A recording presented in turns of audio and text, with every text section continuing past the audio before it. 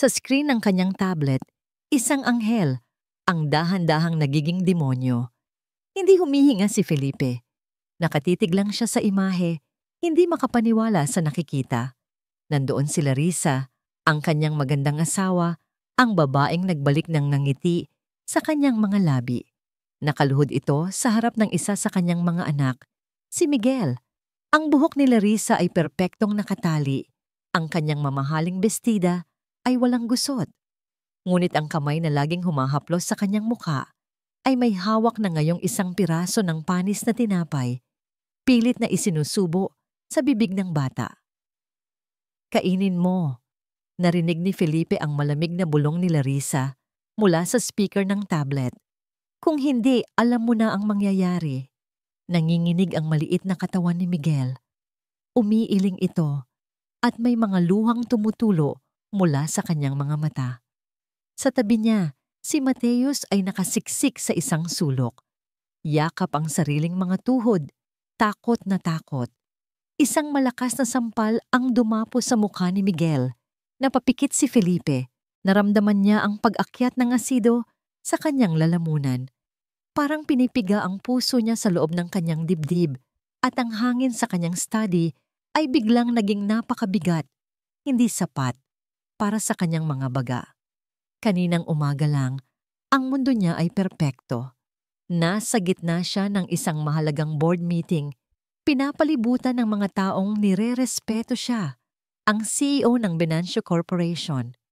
Pero ang mga numero at mga business proposal ay lumilipad lang sa kanyang isipan. Ang tunay na nakakuha ng kanyang atensyon ay ang maliit na picture frame sa kanyang mesa. Naroon sila, si Miguel at Mateus, ang kanyang kambal. At sa gitna nila, si Larissa. Nakangiti ito, ang nangiting unang nagpatibok muli sa kanyang puso matapos ang trahedya. Para sa kanya, si Larissa ay isang biyaya mula sa langit. Isang anghel na dumating para buuin muli ang kanyang nawasak na pamilya. "Okay na ba tayo, sir?" Tanong ng isa sa mga board member. Doon lang bumalik sa realidad si Felipe. Tumango siya. "Yes, let's proceed." Pero kahit na bumalik siya sa usapan, ang isip niya ay nasa bahay na. Iniisip niya ang masarap na hapunan na siguro ay inihahanda ni Larissa. Iniisip niya ang dalawang maliliit na anghel na sasalubong sa kanya sa pinto. 3 taon. 3 taon siyang nabuhay sa kalungkutan matapos mamatay ang una niyang asawa. Si Larissa ang nagpabago ng lahat. Kaya naman, nagpasya siyang umuwi ng maaga. Isang sorpresa. Bibili siya ng paboritong cake ng mga bata at isang bulaklak para sa kanyang asawa. Ang saya-saya niya habang nagmamaneho pa uwi. Iniisip ang mga ngiti na sasalubong sa kanya. Pagpasok niya sa malaking gate ng kanilang mansyon, isang kakaibang katahimikan ang bumati sa kanya. Wala ang karaniwang ingay ng paglalaro ng kambal. Wala ang malambing na boses ni Larissa. Dahan-dahan niyang ipinarada ang sasakyan. Binitbit niya ang cake at mga bulaklak at pumasok sa loob. "Larissa? Mga anak?" Tawag niya. Walang sumasagot. Napakunot ang noo niya. Inilapag niya ang mga dala sa isang mesa at nagsimulang maglakad papasok. Doon niya narinig isang mahinang hikbi. Halos hindi marinig, pero sapat na para mag-alala ang puso ng isang ama. Galing iyon sa silid ng mga bata. Nang akmang bubuksan na niya ang pinto, narinig niya ang boses ni Larissa mula sa loob. Malamig at walang emosyon. "Tumigil ka sa pag-iyak. Nakakairita ka." Biglang natigilan si Felipe. Hindi ganoon ang boses ng kanyang asawa. Sa halip na pumasok, dahan-dahan siyang umatras. Nagtago siya sa likod ng isang pader. Ang puso niya ay kumakabog ng malakas. Anong nangyayari? Pagkatapos ng ilang sandali, bumukas ang pinto at lumabas si Larissa. Nang makita siya nito, isang malawak na ngiti ang sumilay sa mga labiin nito. "Mahal, ang aga mo yata. Nakaidlip ang mga bata. Pagod yata sa paglalaro kanina." Lumapit ito at humalik sa kanyang pisngi. "Na-miss kita." Pero si Felipe ay parang nagyelo. Ang bango ng pabango ni Larissa ay biglang naging kasuklam-suklam sa kanyang pang-amoy. Tumangulang siya, hindi makapagsalita. Pumunta siya sa kanyang study. Dala ang isang bigat na hindi niya maintindihan. Umupo siya sa kanyang silya at doon niya naalala ang security camera. Nag-install siya ng bago sa playroom ng mga bata. At sa pagmamadali niya kaninang umaga, nakalimutan niyang i-off ang recording sa kanyang tablet. Nanginginig ang mga daliri niya habang binubuksan ang application. At ngayon, heto siya. Pinapanood ang isang bangungot na nagaganap sa sarili niyang pamamahay. Sa screen, tapos nang subuan ng panis na tinapay si Miguel. Itinulak ni Larissa ang bata na bumagsak sa sahig. Lumapit naman siya kay Mateus na nasa sulok. At ikaw, sabi ni Larissa, hinablot ang buhok ng bata. Akala mo makakatakas ka? Mama, sorry po. Umiiyak na sabi ni Mateus. Huwag mo akong tawaging mama, sigaw ni Larissa at isa pang sampal. Mas malakas, hindi na kaya ni Felipe. Isang ungol ng galit at sakit ang kumawala mula sa kanyang lalamunan. Nanginginig ang kanyang mga kamay habang pinipigilan ang sariling ibato ang tablet sa pader. Ang bawat sampal, bawat salitang masakit ay parang punyal na tumatarak ng diretso sa kanyang puso. Ang babaeng pinakasalan niya, ang babaeng pinagkatiwalaan niya sa kanyang mga anak, ay isang halimaw. Sa huling lakas na natitira sa kanya, ni-rewind ni Felipe ang video sa simula ng araw. Gusto niyang makita. Kailangan niyang makita ang lahat. Nagsimula ang video kaninang umaga. Nandoon siya. Inaayos ang kanyang kurbata. Lumapit si Larissa. Inayos ito para sa kanya at ngumiti. Ang pamilyar na ngiti. Hinalikan siya nito. Mag-ingat ka, mahal. Kayo rin, sagot niya. Hinalikan niya ang dalawang bata sa noo bago umalis. Pinanood niya ang sarili niyang likod na papalabas ng pinto. At pagkatapos, nakita niya ito. Ang sandaling sumira sa kanyang mundo. Ang anghel na mukha ni Larissa ay nanatiling nakangiti hanggang sa sumarado ang pinto. At sa sandaling iyon, ang ngiti ay dahan-dahang nawala.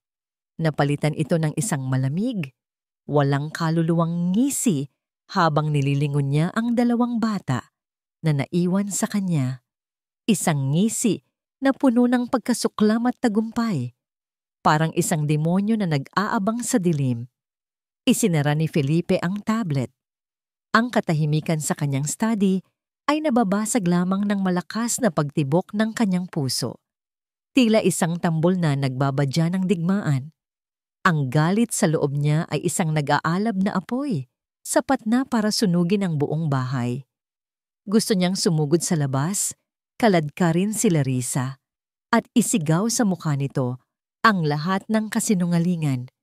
Pero napigilan niya ang sarili. Nakita niya sa video kung gaano siya katuso, kung gaano siya kahusay magpanggap, kung lalabas siya ngayon na nagwawala. Sino ang paniniwalaan ng mga tao? Ang isang mayamang negosyanteng biglang nagalit? O ang isang magandang asawa na mukhang anghel?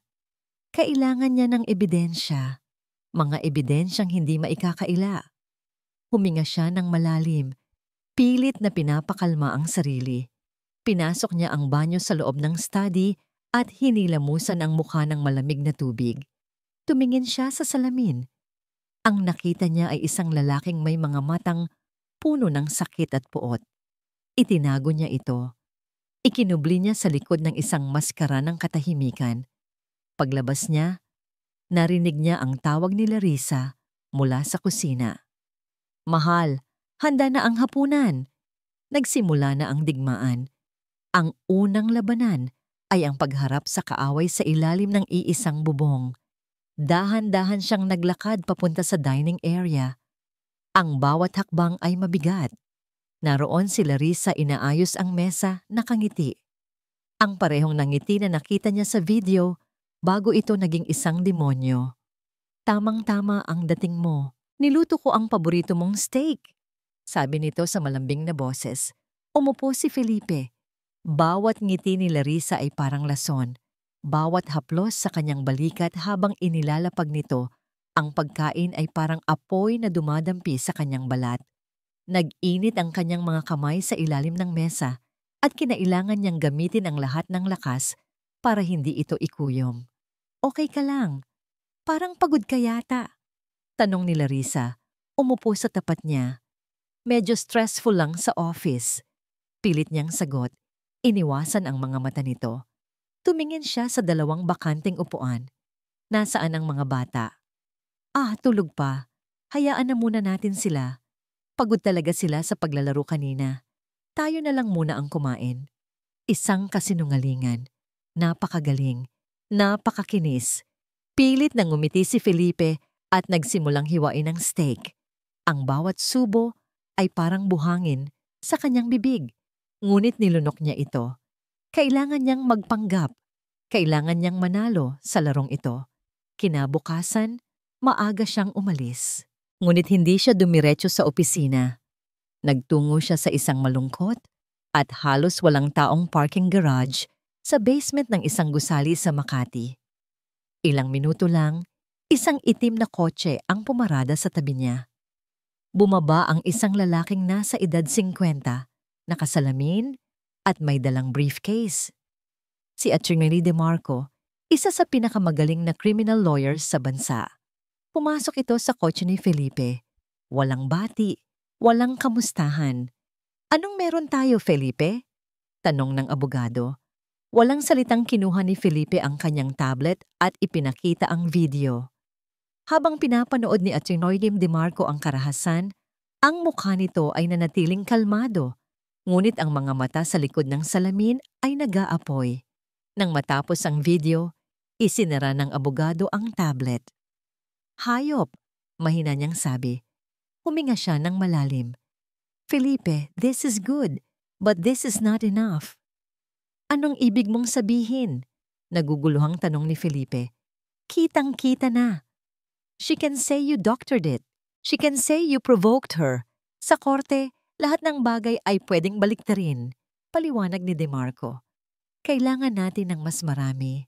Kailangan natin ng mga ebidensyang tuloy-tuloy at hindi mapapasubalian. Kailangan nating ipakita na ito ay isang pattern, hindi isang isolated incident. Naintindihan ni Felipe, hindi ito magiging madali. Anong gagawin ko? Sa ngayon, magpanggap ka. Act normal. Huwag mo siyang hahayaang makahalata na may alam ka. Payo ng abogado. Ako na ang bahala sa private investigator. Sa iyo, ang trabaho mo ay ang pinakamahirap. Ang manirahan, kasama ng isang halimaw, at hintayin siyang magkamali ulit. Gabi na nang makauwi si Felipe. Dala niya ang isang maliit na paper bag na puno ng mga high-tech na gamit. Mga kamera na kasinliit ng butones. Mga listening device na kayang itago kahit saan. Hinintay niyang maging hating gabi. Hinintay niyang marinig ang mahimbing na paghinga ni Larissa mula sa kanilang kwarto. Dahan-dahan siyang bumangon, walang ingay. Sa dilim ng gabi, si Felipe Venancio, ang respetadong CEO, ay naging isang espiya sa sarili niyang pamamahay. Maingat niyang inilagay ang mga kamera sa mga lugar na hindi mapapansin. Sa loob ng isang stuffed toy, sa playroom. Sa likod ng isang picture frame sa dining area, sa isang maliit na butas sa lampshade. Ang bawat galaw niya ay puno ng determinasyon at pag-aalala. Paano kung magising si Larissa? Paano kung mahuli siya? Pero mas nangingibabaw ang takot para sa kanyang mga anak. Nang matapos, dahan-dahan siyang pumasok sa silid ng kambal. Mahimbing ang tulog ng dalawa, ngunit kahit sa pagtulog, bakas sa kanilang mga mukha ang takot.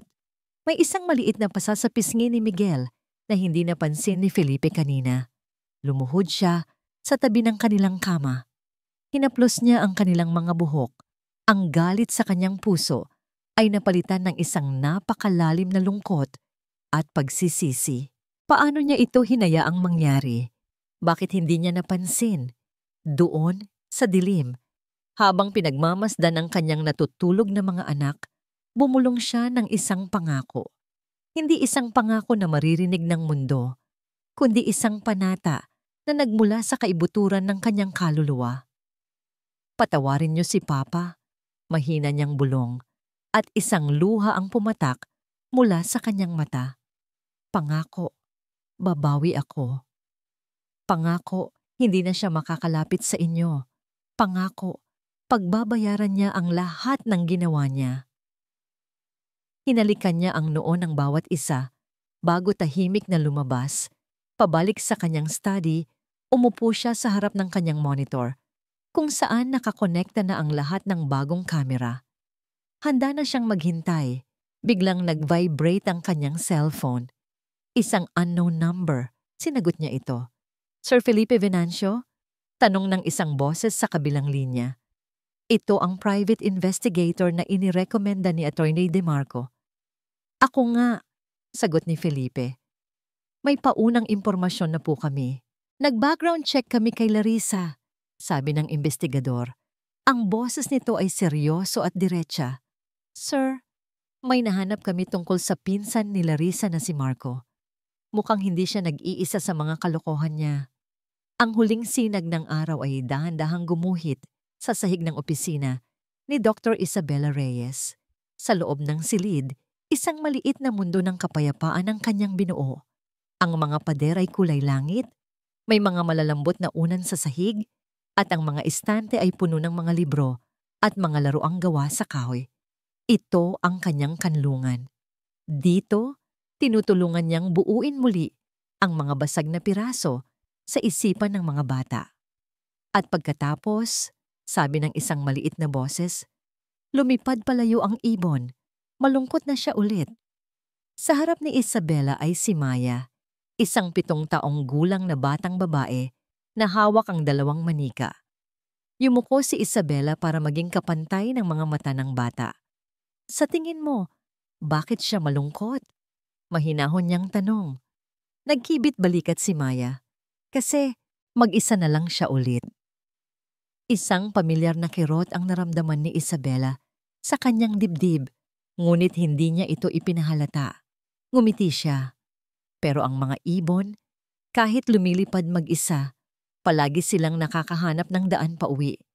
At minsan, nakakakita sila ng mga bagong kaibigan sa daan. Ngumiti rin si Maya.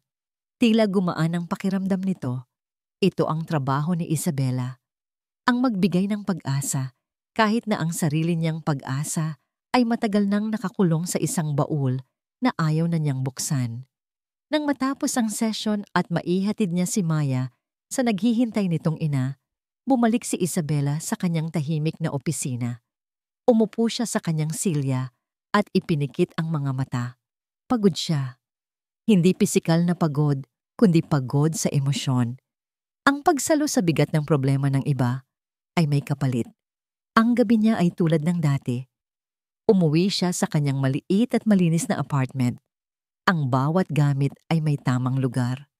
Walang kalat, walang gulo. Tahimik, masyadong tahimik. Habang kumakain ng hapunan na mag-isa, napatingin siya sa bakanting silya sa kanyang harapan. 5 taon na ang nakalipas. Pero minsan, kapag hindi niya sinasadya, inaasahan pa rin niyang makita siyang nakaupo doon, nakangiti. Isang nangiti na naging kasinungalingan. Mabilis niyang iwinaksi ang alaala. Tumunog ang kanyang cellphone. Isang unknown number. Karaniwan hindi niya ito sinasagot pagkatapos ng office hours. Pero may kung anong nag-udyok sa kanya na kunin ito. Hello, Dr. Reyes speaking. Isang sandali ng katahimikan sa kabilang linya. Ang tanging naririnig niya ay isang pigil na paghinga. Hello? Ulit niya. Doktora? Isang boses ng lalaki, nanginginig, puno ng isang emosyon na hindi agad makilala ni Isabela. Parang pinaghalong galit, sakit at matinding pag-aalala. Tutumawag po ako para humingi ng payo. Automatikong pumasok sa isip ni Isabela ang kanyang professional mode. Okay sir, ano po ang maitutulong ko? Narinig niya ang isang malalim na paghinga mula sa kabilang linya. na para bang sinusubukan nitong kontrolin ang sarili. May mga anak po ako. Kambal, 4 na taong gulang. At may nangyayaring masama sa kanila. Sa loob mismo ng bahay namin. Naramdaman ni Isabela ang pagtayo ng kanyang mga balahibo. Anong klaseng masamang bagay po, sir? Hindi ito sumagot agad. Narinig niya ang isang mahinang tunog na parang isang kamao na tumama sa isang mesa. Sinasaktan sila, pisikal, emosyonal, at hindi ko alam kung paano sila kakausapin. Hindi ko alam kung paano ko malalaman kung gaano kalala ang sakit na nararamdaman nila. Natatakot sila. Kahit sa akin. Dito na nakuha ng lalaki ang buong atensyon ni Isabela.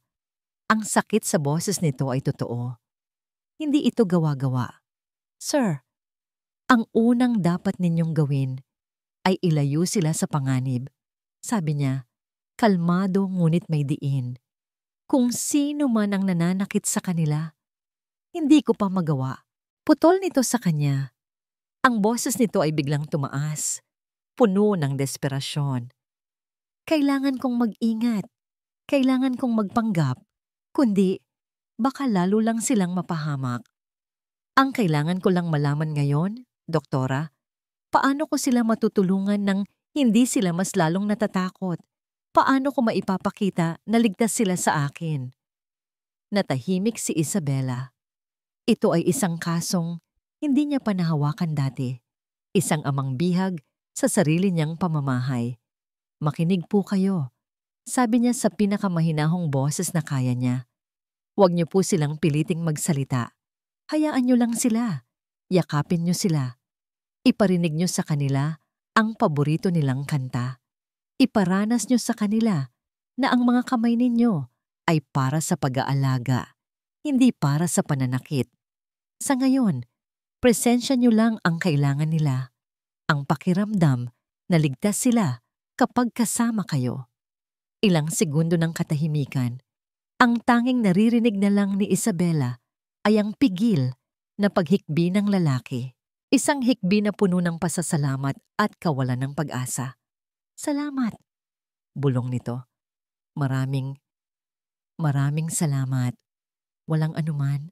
Sir, kung kailangan niyo ng tulong, ako si Felipe.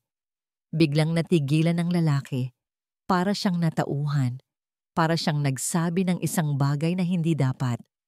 Sir? Felipe? Tanong ni Isabela. Isang mabilis na paghinga. At pagkatapos, ang tunog ng pagbaba ng tawag. Naiwan si Isabela na hawak pa rin ang cellphone sa kanyang tainga. Ang katahimikan sa kanyang apartment ay biglang naging nakakabingi, Felipe. Isang pangalan, isang boses na puno ng sakit, isang kwento na hindi pa tapos. Hindi niya namalayan, kumuha siya ng ballpen at isang piraso ng papel. Isinulat niya ang pangalan, Felipe. Sa ilalim nito, isinulat niya ang lahat ng sinabi nito. Kambal, 4 na taon, sinasaktan sa loob ng bahay. Hindi niya mapigilang isipin, sino si Felipe? At sino ang halimaw na kasama niya sa bahay? Isang malalim na pakiramdam ng pagkabalisa ang bumalot sa kanya. Alam niya, bilang isang profesional na dapat niyang bitawan ito. Isang anonymous call lang iyon. Ngunit ang boses sa dilim, ang boses na yon ay mananatili sa kanyang isipan ngayong gabi. At hindi niya alam kung bakit. Pero may pakiramdam siyang hindi pa yon ang huling beses na maririnig niya ito. Ang impormasyon mula sa private investigator ay dumating sa isang manipis na brown envelope, walang anumang marka. Para kay Felipe, ang laman nito ay mas mabigat pa sa ginto. Ito ang mukha ng kasamaan, nakalimbag sa puting papel. Sa loob ng kanyang nakalock na opisina sa Venancio Corporation, isa-isa niyang tiningnan ang mga dokumento. Ang pinsan na si Marco ay hindi niya tunay na pangalan. Ang litrato niya ay nakakabit sa 5 magkakaibang pekeng ID. May mga bank record na nagpapakita ng malalaking halaga na inililipat mula sa mga account ng mga byudo at diborsyadong negosyante patungo sa isang offshore account na konektado sa kanya. At sa bawat kaso, may isang babaeng kasama sa litrato. Iba't ibang pangalan, iba't ibang kulay ng buhok, pero iisang mukha. Ang mukha ni Larissa. Isang ugat ang umumbok sa sentido ni Felipe. Hindi lang ito simpleng pagmamaltrato, ito ay isang sindikato, isang operasyon. Ang kanyang pamilya ay hindi isang pamilya para sa kanila, kundi isang target. Ang kanyang mga anak ay hindi mga bata, kundi mga kasangkapan para makuha ang kanilang gusto. Isinara niya ang folder. Ang apoy sa kanyang dibdib ay hindi na lang puro galit. Ito ay naging isang malamig at matalas na determinasyon. Hindi na siya ang Felipe na nagluluksa at madaling malinlang. Ang Felipe na nakaupo ngayon sa kanyang silya ay isang ama na handang pumatay para protektahan ang kanyang mga anak. Biglang bumukas ang pinto ng kanyang opisina. Pumasok ang kanyang sekretarya, medyo nahihiya. "Sir, may bisita po kayo." Sa likod niya lumitaw si Larissa. May dalang isang malaking paper bag at may ngiti sa mga labi na kasing tamis ng pulot. "Surprise, mahal!" Agad na itinago ni Felipe ang folder sa ilalim ng kanyang mesa. Tumayo siya, pilit nang ngumiti. "Larissa, anong ginagawa mo dito?" "Dinalhan kita ng lunch. Alam ko kasing laging busy ka dito," sabi nito.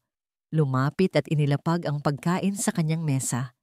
Naglabas ito ng mga container na puno ng pagkain. "Ako mismo ang nagluto niyan." Tumingin si Felipe sa pagkain. Ang amoy ay masarap. Pero para sa kanya, ito ay parang pagkain na galing sa isang mangkukulam. Ang bawat galaw ni Larissa, ang pag-aayos ng pagkain, ang pagngiti sa kanya, ay isang perpektong pag-arte. At alam na alam niya ito ngayon. "Salamat," sabi niya. Ang boses ay halos hindi lumabas. Umupo siya at kumuha ng tinidor. "Kumusta ang mga bata?" tanong niya. Para lang may masabi. "Ayun, naglalaro. Ibiniling ko muna sa yaya. Namimiss ka na raw nila," sagot ni Larissa. Umupo sa silyang nasa tapat niya. "Alam mo, Felipe, napapansin ko, parang ang lalim ng iniisip mo nitong mga nakaraang araw. May problema ba sa company?" "Eto na, ang pangingisda, ang pag-atake. Naramdaman na niya. Naramdaman na niya ang kanyang pagbabago, ang kanyang pagdistansya. At ngayon, sinusubukan niyang alamin kung ano ang alam niya." "Wala naman. Stress lang talaga," sagot ni Felipe. Sumubo ng pagkain na wala namang lasa para sa kanya. "Sigurado ka?" tanong ni Larissa.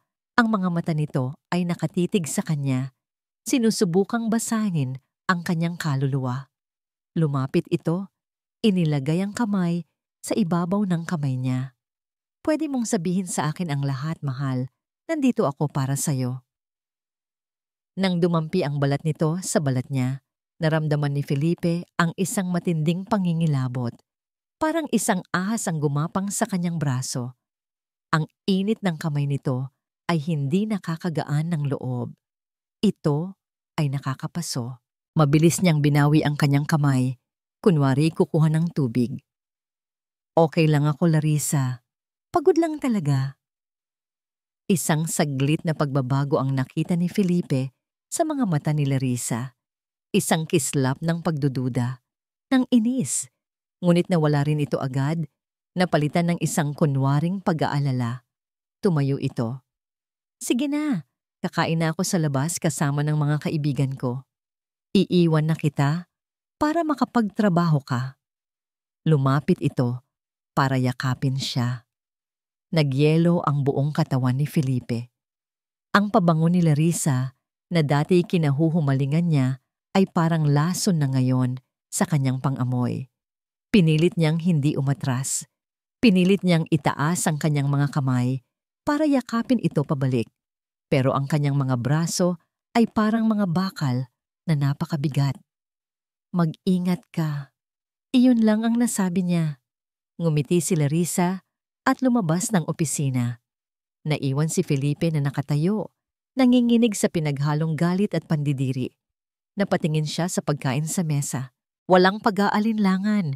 Kinuha niya ang lahat ng container at itinapon sa basurahan sa ilalim ng kanyang mesa. Umupo siya muli at binuksan ang kanyang laptop.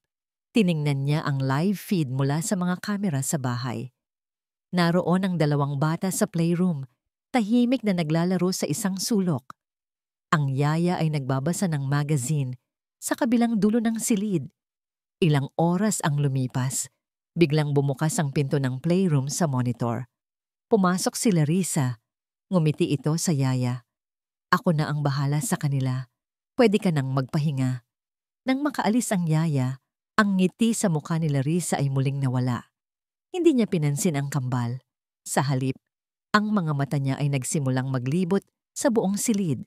Dahan-dahan, maingat, tila may hinahanap. Kinabahan si Felipe. Tiningnan ni Larissa ang mga istante ng libro. Tiningnan niya ang mga halaman sa paso. Tiningnan niya ang mga picture frames sa dingding. Dahan-dahan siyang lumapit sa isang malaking teddy bear na nakaupo sa isang sulok. Ang teddy bear, kung saan itinago ni Felipe ang isa sa mga bagong kamera. Pinanood ni Felipe sa screen, hindi humihinga. Kinuha ni Larissa ang teddy bear.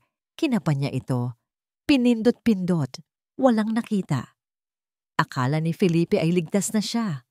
Ibabalik na sana ni Larissa ang laruan nang bigla itong natigilan. May napansin ito. Isang maliit, halos hindi makitang tahi sa likod ng tenga ng oso na medyo bago. Dahan-dahan, itinaas ni Larissa ang teddy bear. Ang mukha nito ay dahan-dahang lumingon hanggang sa ang mga mata nito ay nakatitig ng diretso sa lente ng kamera. Diretso sa mga mata ni Felipe na nanonood mula sa kanyang opisina.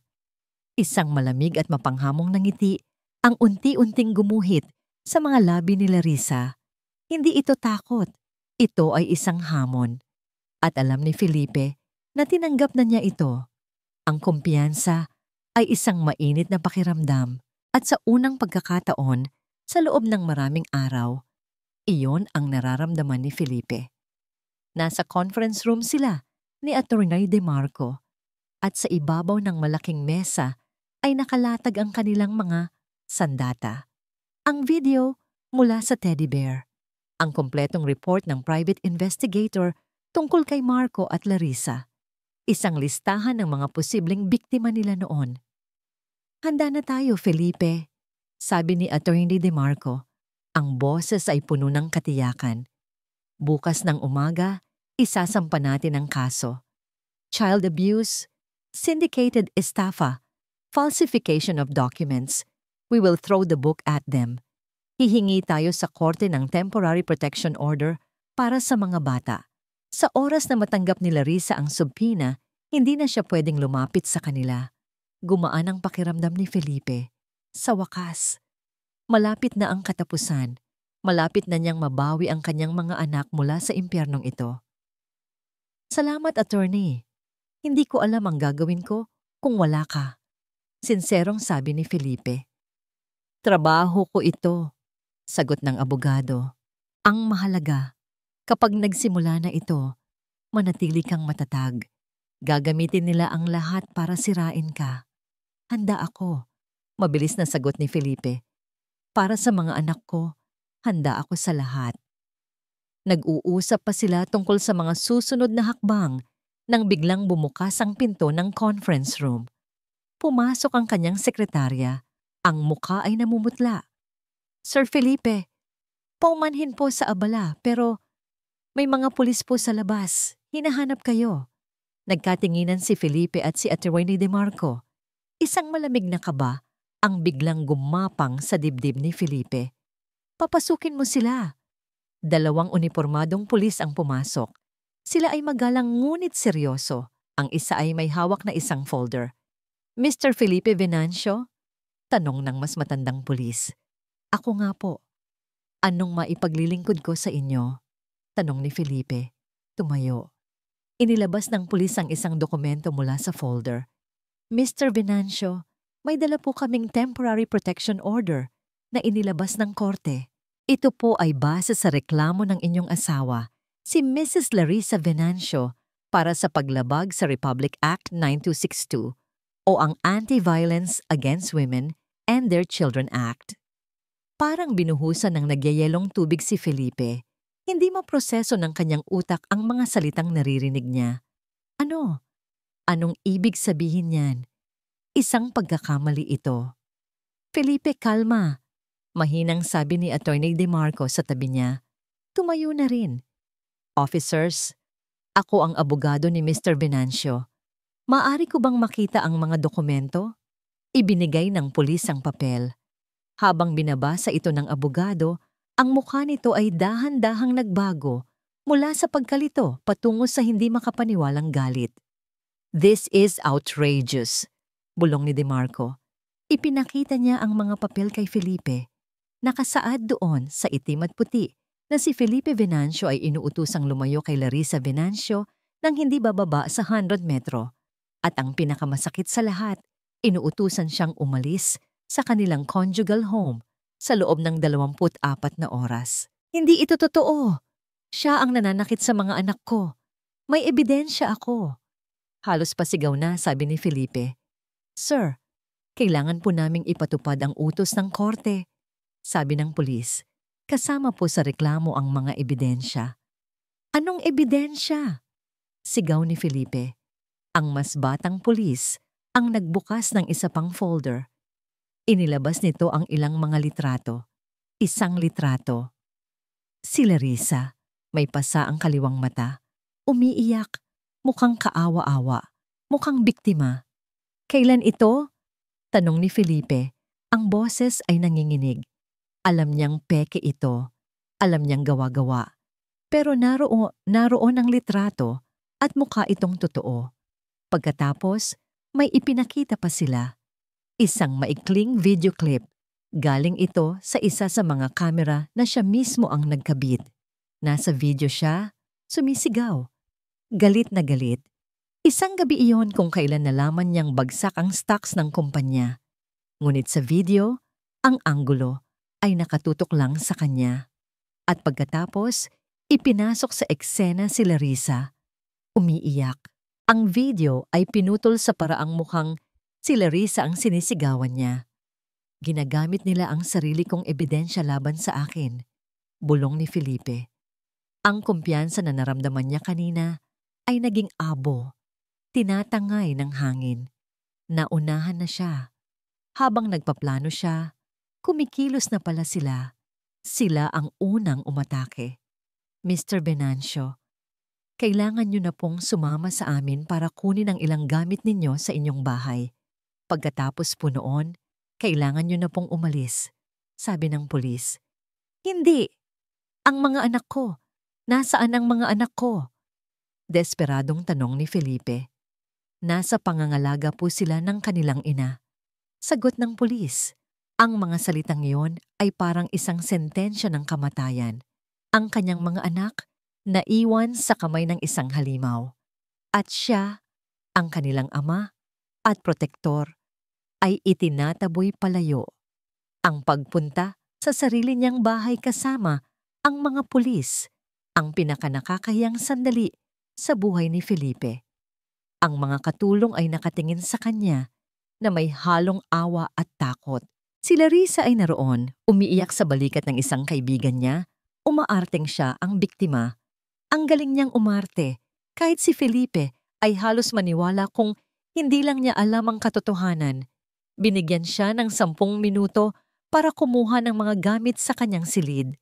Mabilis siyang kumilos, kinuha ang mga damit, ang kanyang laptop at ang folder ng ebidensya na dala niya.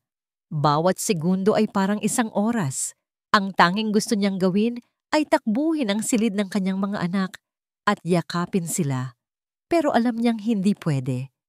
Habang pababa siya ng hagdan, nakita niya si Larissa. Nagtama ang kanilang mga mata. Sa isang saglit na wala ang mga pekeng luha nito. Ang nakita ni Felipe ay ang parehong malamig at mapagtagumpay na ngisi na nakita niya sa video. Isang ngisi na nagsasabing, Nanalo ako. Nang makalabas siya ng pinto at papalapit na sa gate, doon niya narinig. Isang iyak. Isang maliit na boses. Papa? Sumunod ang isa pa. Papa! Papa! Si Miguel, si Mateus. Naririnig nila siya. Tinatawag nila siya. Natigilan si Felipe. Ang puso niya ay nadurog sa 1,000 piraso. Lumingon siya. Isang desperadong pagnanais na bumalik at sirain ang pinto. Ngunit hinawakan siya sa braso ng isang pulis. Sir, kailangan na po nating umalis. Tumayo si Felipe sa labas ng malaking gate ng sarili niyang mansyon. Ang bakal na rehas na dati simbolo ng kanyang tagumpay at seguridad ay ngayon isang pader ng kulungan na naghihiwalay sa kanya mula sa kanyang mga anak. Mula sa loob, patuloy niyang naririnig ang kanilang mga iyak, ang kanilang mga sigaw na puno ng takot at pagkalito. Tumatawag sa isang amang hindi makasagot. Nawala na ang lahat. Ilang araw nang bumabagabag sa isipan ni Isabela ang boses sa dilim. Si Felipe, isang pangalan na walang mukha, isang problema na walang solusyon. Sinubukan niyang kalimutan ito, ibaling ang atensyon sa ibang mga pasyente, pero ang desperasyon sa boses nito ay tumatak sa kanyang alaala. Hapon na. Nag-aayos si Isabela ng kanyang mga gamit, handa nang umuwi, nang kumatok ang kanyang sekretarya sa pinto. Dr. Reyes, paumanhin po, sabi nito, medyo nag-aalangan. May kliyente po na gustong-gustong makipag-usap sa inyo. Urgent daw po. Sinabi kong tapos na ang clinic hours, pero nagpupumilit po siya. Napabuntong hininga si Isabela. Sino raw? Siya po si Mr. Felipe Venancio. Natigilan si Isabela. Ang ballpen na hawak niya ay nahulog sa mesa.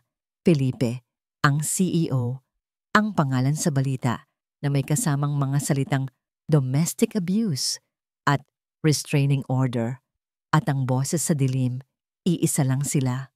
Papasukin mo siya, sabi niya. At narinig niya ang sariling boses na mas kalmado kaysa sa inaasahan niya. Ang lalaking pumasok sa kanyang opisina ay malayong malayo sa imahe ng makapangyarihang CEO na nakikita sa mga magazine. Ang suot niyang suit ay mamahalin, pero lukot na para bang ilang araw na niyang suot-suot. Ang buhok niya ay magulo, ngunit ang pinakanapansin ni Isabela ay ang kanyang mga matang pagod, walang tulog, at puno ng sakit na hindi kayang itago ng anumang yaman sa mundo. Umupo ito sa silyang nasa tapat niya. Hindi ito nagsalita agad. Nakayuko lang ito. Ang mga siko ay nakapatong sa mga tuhod at ang muka ay nakasubsob sa nanginginig nitong mga kamay. Huminga ng malalim si Isabela. Hinayaan niya ang katahimikan. Sa kanyang propesyon, natutunan niyang ang katahimikan ay may sinasabi rin. Kayo po ang tumawag sa akin noong isang gabi. Sabi ni Isabela, hindi isang tanong, kundi isang pahayag. Dahan-dahang itinaas ni Felipe ang kanyang ulo. Tumango ito. Ako nga po, doktora. Ang boses nito. Ang basag na boses na narinig niya sa telepono. Gusto ko kayong kunin bilang psychologist ng mga anak ko. Diretsong sabi ni Felipe. Para gumawa ng isang independent psychological evaluation. Isang ebidensya na maipapakita ko sa korte. Napanatili ni Isabela ang kanyang profesional na ekspresyon. Mr. Venancio, alam niyo po ba ang sinasabi ng balita? Alam niyo po ba na sa mata ng batas ngayon, kayo ang panganib sa kanila? Isang mapait na tawa ang kumawala sa bibig ni Felipe. Isang tawa na walang saya, puno ng kabiguan. Alam ko. Binaliktad niya ang lahat. Napakagaling niya. Isang perpektong anghel sa mata ng lahat. Tinitigan siya ni Isabela. Sinuri niya ang bawat galaw, bawat kislap sa mga mata nito. Naghahanap siya ng kahit anong senyales ng pagsisinungaling, ng pagmamanipula. Wala siyang nakita. Ang nakita niya ay isang taong nasa dulo na ng kanyang pag-asa. At pagkatapos, gumuho siya. Ang malakas na CEO na kinatatakutan sa business world ay napahikbi na parang isang bata sa loob ng kanyang opisina. "Doktora, wala na sa akin ang lahat," sabi nito sa pagitan ng mga hikbi. "Ang bahay ko, ang reputasyon ko, wala akong pakialam doon. Pero ang mga anak ko, doktora, ang mga anak ko ay kasama ng isang halimaw." Ikinuwento niya ang lahat. Ang video, ang pagpapanggap, ang mga kamera, ang pekeng pasa ni Larissa, ang pagtaboy sa kanya palayo, at ang huling narinig niya, ang iyak ng kanyang mga anak na tumatawag sa kanya.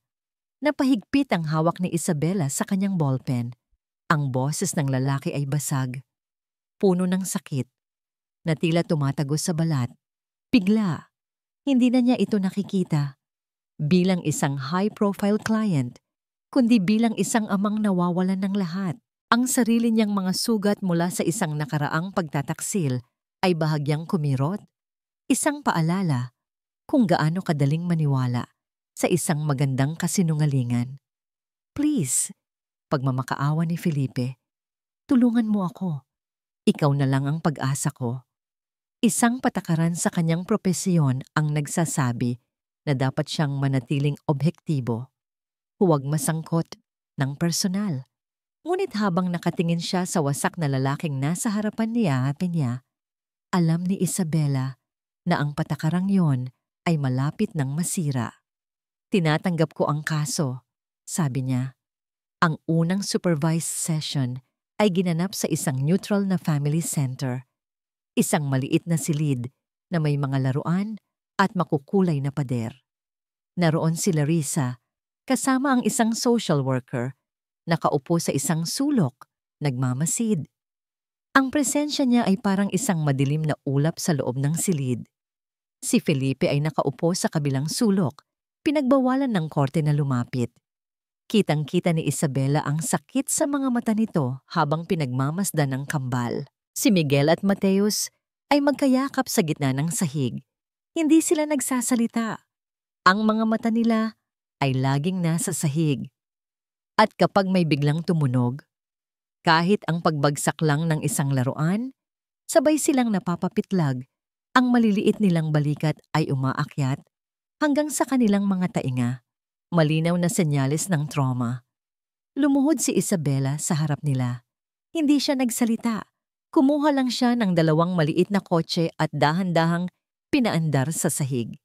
Pagkatapos ng ilang minuto, dahan-dahang gumalaw si Miguel. Kinuha niya ang isang kotse. Sumunod si Mateus. Sa loob ng 1 oras, iyon lang ang ginawa nila.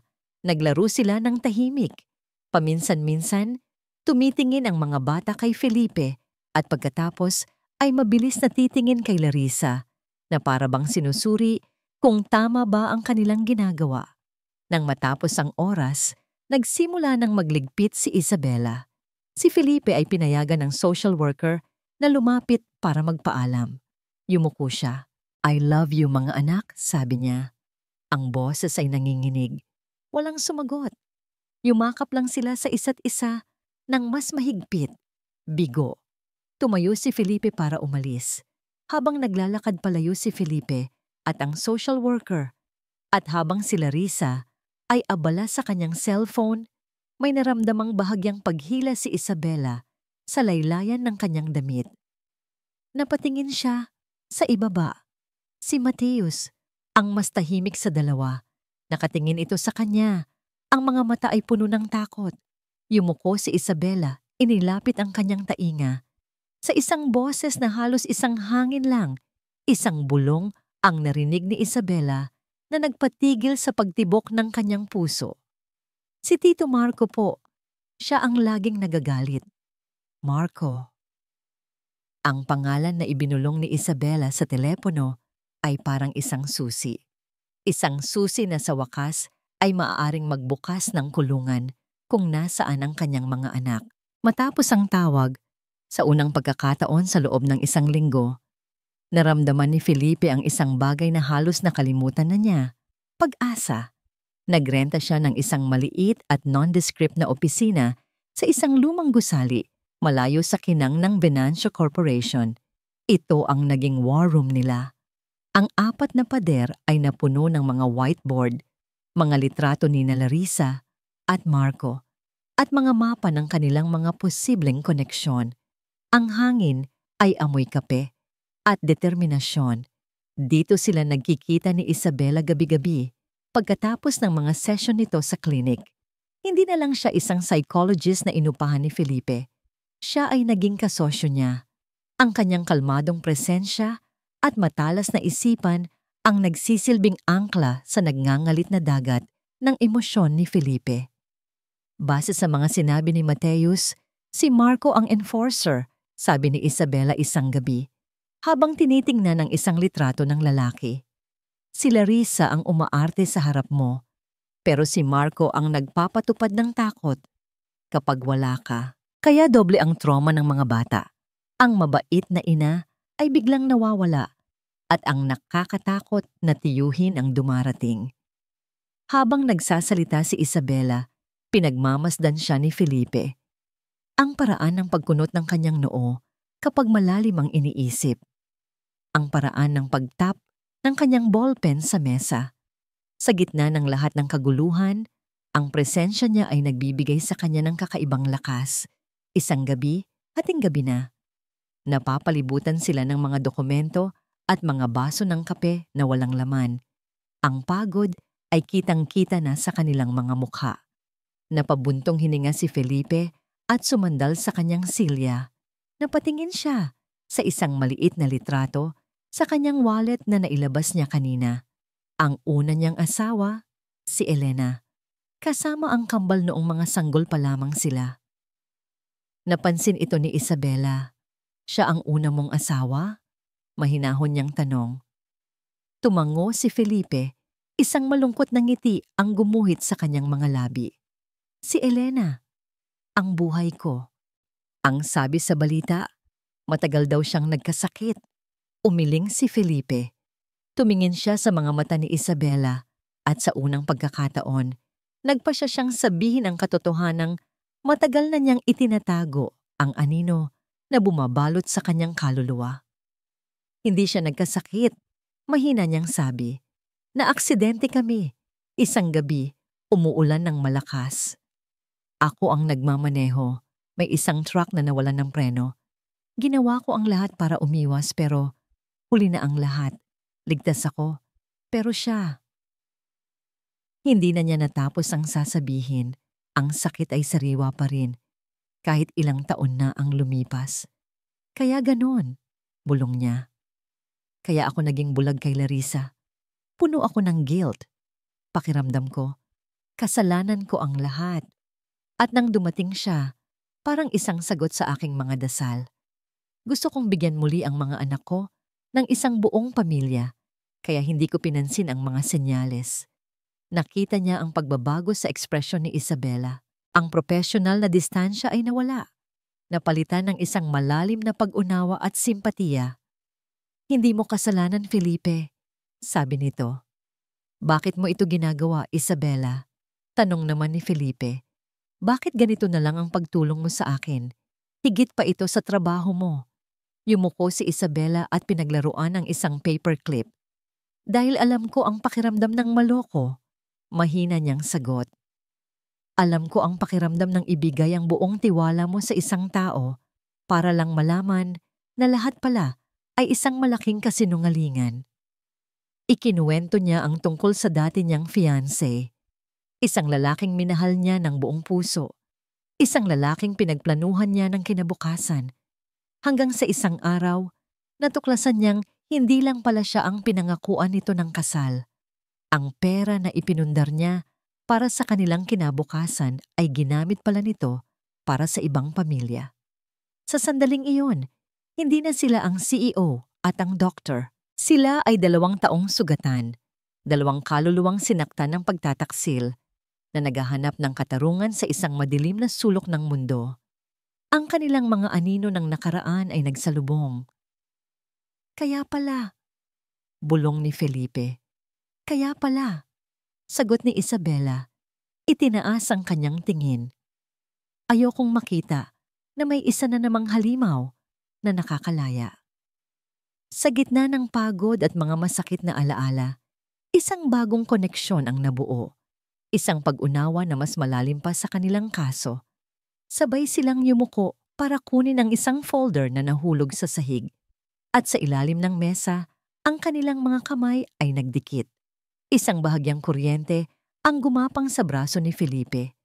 Ang init ng kamay ni Isabela ay malambot at nakakagulat. Mabilis nilang binawi ang kanilang mga kamay na para bang napaso. Nagkaroon ng isang saglit na katahimikan, isang bahagyang pagkailang, ngunit sa kanilang mga mata may isang bagong ningning. Isang kakaibang kilig. Sa gitna ng unos, biglang tumunog ang cellphone ni Felipe. Ang pangalan ng private investigator ang lumabas sa screen. Agad niya itong sinagot, naka-loudspeaker para marinig ni Isabela. "Sir Felipe," sabi ng boses sa kabilang linya. May excitement sa tono nito. "May nahanap na ako. Isang biktima nila noon. Isang babae mula sa Cebu. Parehong-pareho ang modus. Inubos ang pera niya. At handa siyang magsalita." Tumayo si Felipe. Ang puso niya ay kumakabog ng mabilis. Ito na! Ito na ang kailangan natin. Tumingin siya kay Isabela na nakangiti na rin. Sa wakas, isang tunay na pag-asa. "May isang problema lang, sir," dagdag ng investigador, at ang excitement sa boses nito ay biglang nawala. "Anong problema?" tanong ni Felipe.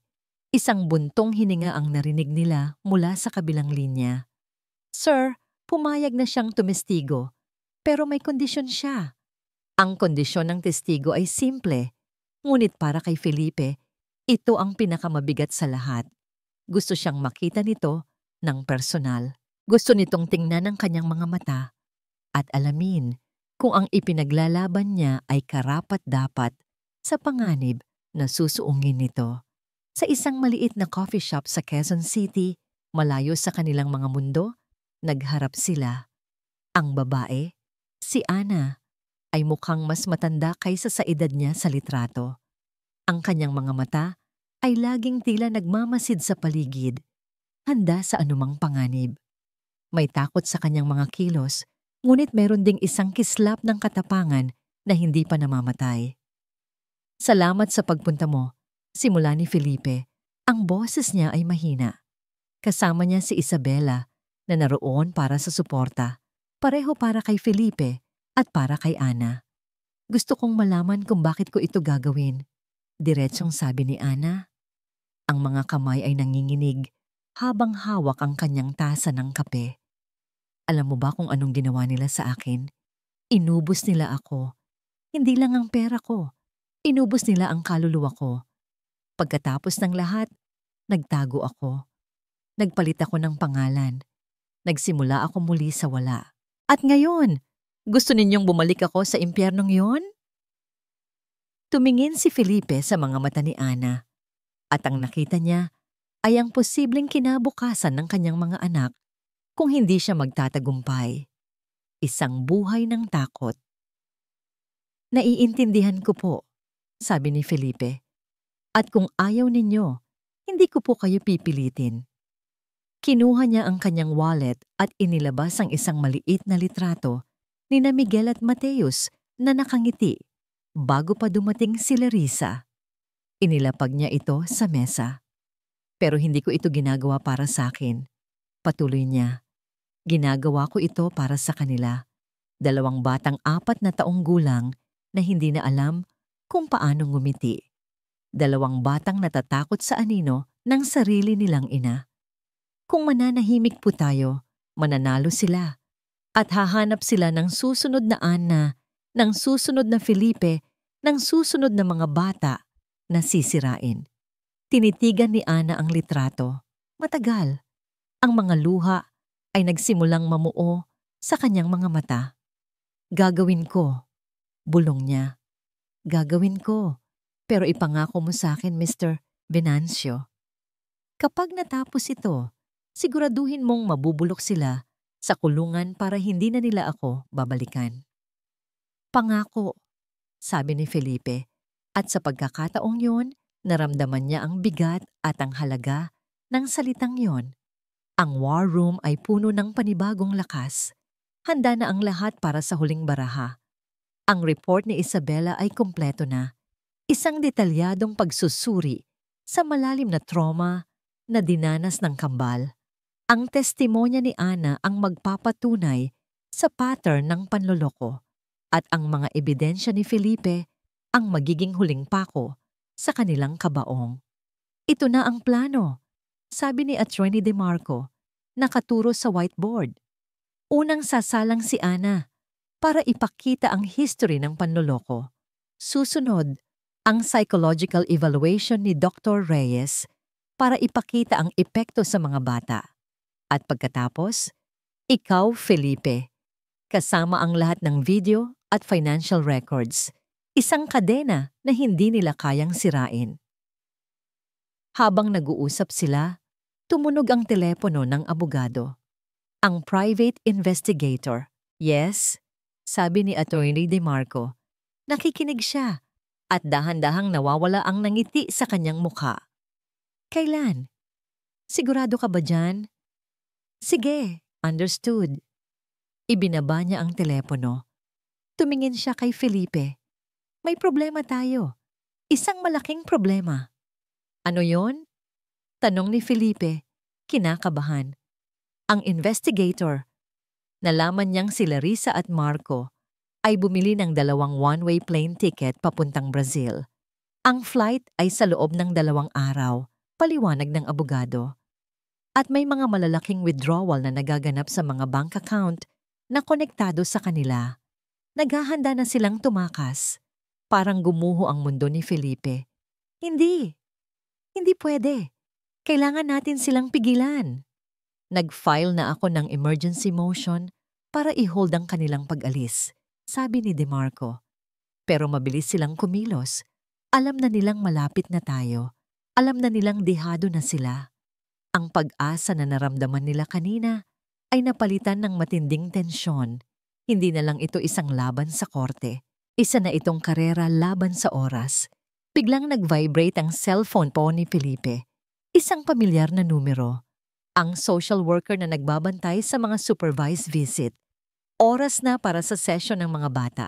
Dapat ay nandoon din siya. Sorry, kailangan kong sagutin ito, sabi ni Felipe. Hello? Mr. Venancio? Ang boses sa kabilang linya ay sumisigaw, puno ng takot. Mr. Venancio, ang family center. Kailangan ninyong pumunta dito. Anong nangyayari? Tanong ni Felipe. Tumayo. Ang puso niya ay biglang kumabog ng napakabilis. Si Larissa! Si Mrs. Venancio! Nagwawala siya. Sinusubukan niyang kunin si Miguel. Sinasabi niyang dadalhin niya ang anak niya at wala tayong magagawa. Sa isang iglap, nawala ang lahat sa isipan ni Felipe. Ang kaso, ang abogado, ang pagtakas. Ang tanging naririnig niya ay ang mga salitang sinusubukan niyang kunin si Miguel. Nabitawan niya ang kanyang cellphone, isang ingay ng purong galit at takot, ang kumawala mula sa kanyang lalamunan. Hindi na siya nagpaalam, hindi na siya nag-isip. Tumakbo siya. Tumakbo siya palabas ng opisina, pababa ng hagdan, patungo sa kanyang sasakyan. Ang mundo sa paligid niya ay naglaho. Ang tanging nakikita niya ay ang mukha ng kanyang anak. Umiiyak, tinatawag siya. Habang pinaharurot niya ang sasakyan sa gitna ng trapiko, bumubusina sa lahat ng madaanan. Iisa lang ang tanong na paulit-ulit na umiikot sa kanyang isipan. Isang tanong na nagbabantang durugin ang kanyang puso. Ligtas pa ba ang anak ko? Ang silid hukuman ay parang isang pressure cooker. Bawat upuan ay puno. Ang hangin ay mabigat, siksik sa mga bulungan at mga matang mapanuri. Para kay Felipe na nakaupo sa tabi ng kanyang abogado, ang buong mundo ay naglaho. Ang tanging nakikita niya ay si Larissa na nakaupo sa kabilang panig. Sa tabi ni Marco, ang mukha ni Larissa ay payapa, nakasuot ng simpleng puting bestida na para bang siya ang biktima sa lahat ng ito. Ang perpektong anghel. Nagsimula ang paglilitis. Ang unang tumayo sa witness stand ay si Ana. Sa simula, nanginginig ang kanyang boses. Pero habang ikinukwento niya ang panloloko ni na Marco at Larissa, ang kanyang takot ay napalitan ng galit. Ang kanyang mga salita ay parang mga batong ibinabato sa dalawa. Nakita ni Felipe ang bahagyang pagbabago sa mukha ni Larissa, isang kislap ng inis sa kanyang mga mata. Sunod na tinawag si Isabela. Pag-upo niya sa witness stand, naramdaman ni Isabela ang titig ng lahat. Tumingin siya kay Felipe na tumango sa kanya, isang tahimik na mensahe ng suporta. Huminga siya ng malalim at tumingin sa hukom. Ang abogado ni Larissa ay mabagsik. Sinubukan nitong sirain ang kanyang kredibilidad. Dr. Reyes, hindi po ba't posible na ang sinasabi ninyong trauma ay resulta lamang ng isang spoiled na pagpapalaki? O di kaya'y impluensya lamang ng kanilang ama na galit sa kanyang asawa? Tanong ng abogado. Hindi po. Kalmadong sagot ni Isabela. Ang trauma ay may mga senyales na hindi kayang gayahin o ituro. Ang panginginig ng katawan sa mga biglaang tunog, ang pag-iwas sa tingin ng mga tao, ang kawalan ng emosyon o emotional numbing. Lahat po ito ay nakita ko kina Miguel at Mateus, at ang mga ito ay classic symptoms ng mga batang nakaranas ng matinding takot at abuso mula sa isang taong dapat sana ay kanilang tagapag-alaga. Ipinaliwanag niya ang bawat detalye ng kanyang report. Ang kanyang boses ay matatag, puno ng awtoridad at sinseridad. Sa bawat salita niya, nararamdaman niyang mas lalong naiipit si Larissa. At sino po ang kinakatakutan nila, Dr. Reyes? Tanong ni Atty. De Marco. Tumingin si Isabela ng diretso kay Larissa. Sa simula po, hindi sila nagsasalita. Ngunit sa aming mga session, paulit-ulit na lumalabas ang takot nila sa kanilang mama kapag nagagalit ito. At sa isang pagkakataon, ibinulong sa akin ni Mateus ang pangalan ng taong mas kinakatakutan nila. Ang taong laging nagagalit. Si Tito Marco. Isang bulungan ang kumalat sa silid. Si Marco, sa unang pagkakataon, ay nagpakita ng emosyon. Isang mabilis na pag-igting ng kanyang panga. Oras na niya. Ang huling baraha. Habang naglalakad si Felipe papunta sa witness stand, naramdaman niya ang bigat ng bawat hakbang. Ito na ang sandali. Para sa kanyang mga anak. Ipinakita sa korte ang mga video, hindi ang mga pinutol at inedit na version na ipinakita ng kampo ni Larissa, kundi ang buo. Walang bawas na mga recording mula sa mga kamera na si Felipe mismo ang nagkabit. Unang lumabas sa malaking screen ang playroom. Sa simula, katahimikan lang. Pagkatapos, ang pagpasok ni Larissa, ang pagbabago ng kanyang mukha, mula sa isang maamong anghel patungo sa isang walang kaluluwang halimaw. Isang kolektibong pigil na hininga ang narinig sa buong silid hukuman. Sunod-sunod na ipinakita ang mga eksena ng pananakit. Ang pilit na pagpapakain ng panis na tinapay. Ang malulutong na sampal. Ang mga salitang kasing talim ng kutsilyo na ibinabato sa kambal. Ang katahimikan ay napalitan ng mga bulungan ng pagkagulat at galit. Ang anghel ay naging isang demonyo sa harap ng kanilang mga mata. Hindi totoo yan. Edited yan. Sigaw ni Larissa mula sa kanyang upuan.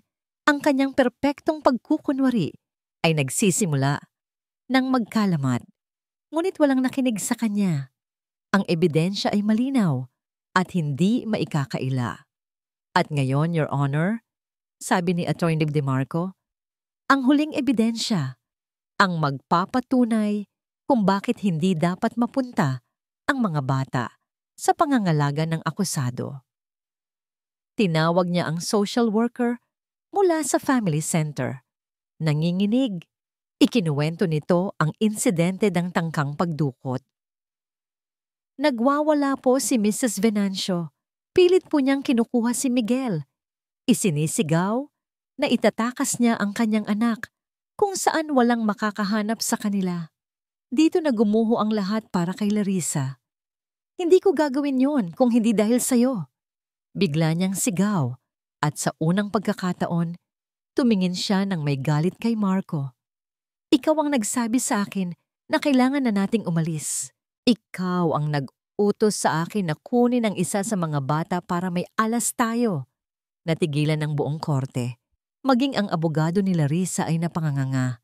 Tumayo si Marco, ang kanyang kalmadong ekspresyon ay napalitan ng purong pagkasuklam. Manahimik ka, Larissa. Huwag mo akong isasama sa kabaliwan mo. Baliw, tumawa si Larissa, isang tawa na puno ng lason. Sabihin mo sa kanila ang totoo, Marco.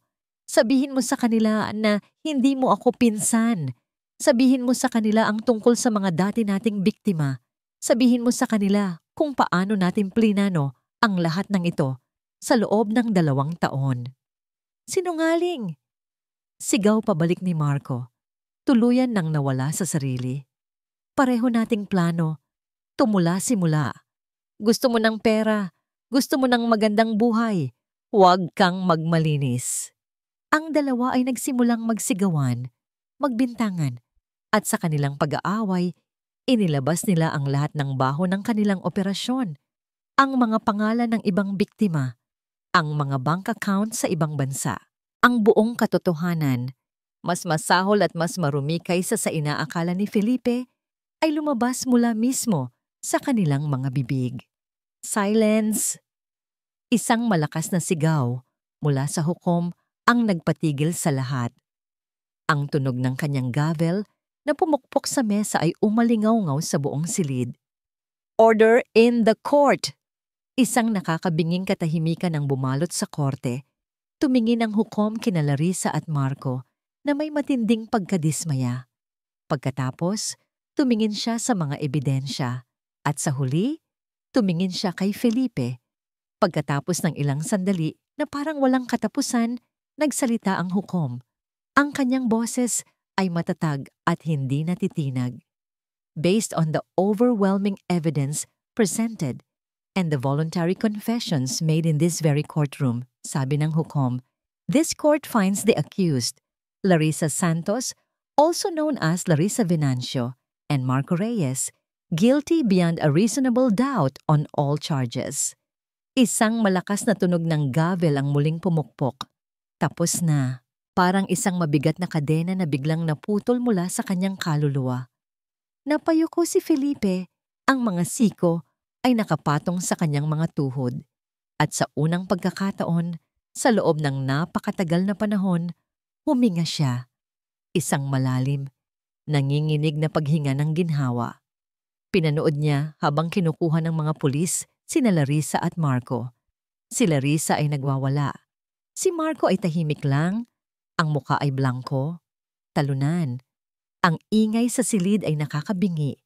Puno ng mga reporter na nagsisigawan at mga taong nag-uusap.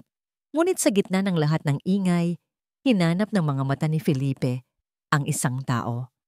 Nakita niya si Isabela, nakatayo malapit sa pinto. Nakatingin din ito sa kanya.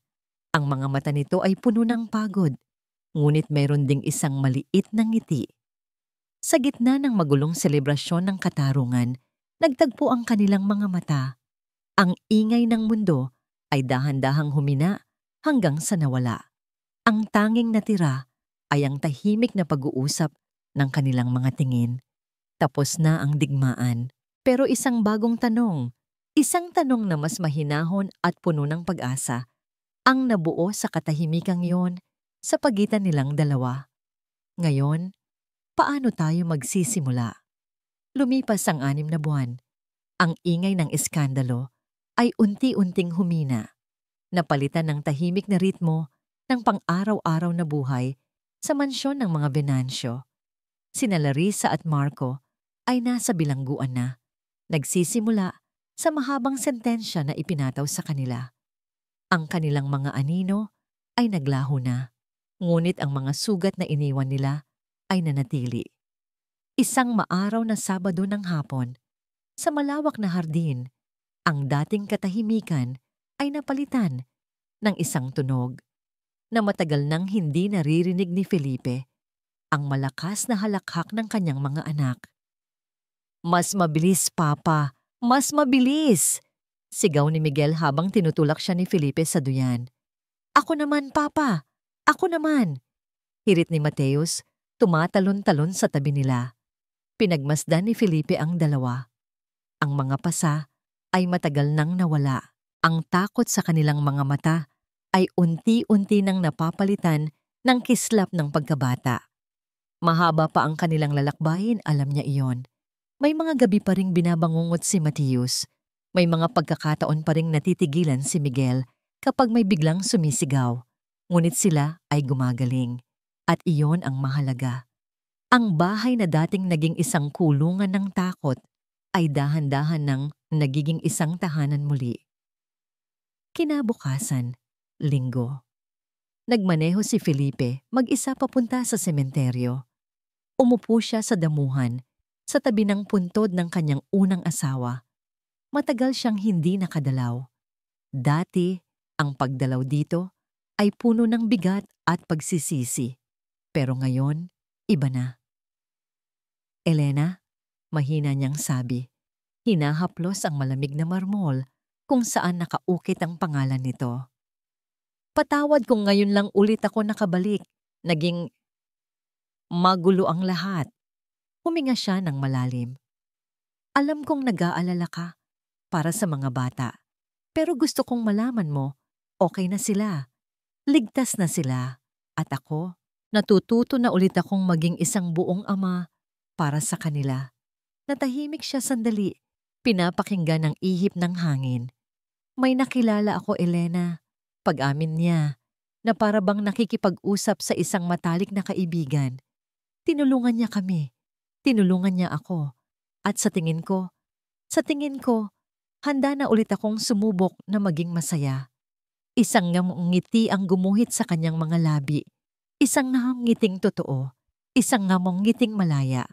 Sana masaya ka para sa akin." Tumayo siya. Pakiramdam niya ay gumaan ang kanyang dibdib sa paraang hindi pa niya naramdaman noon.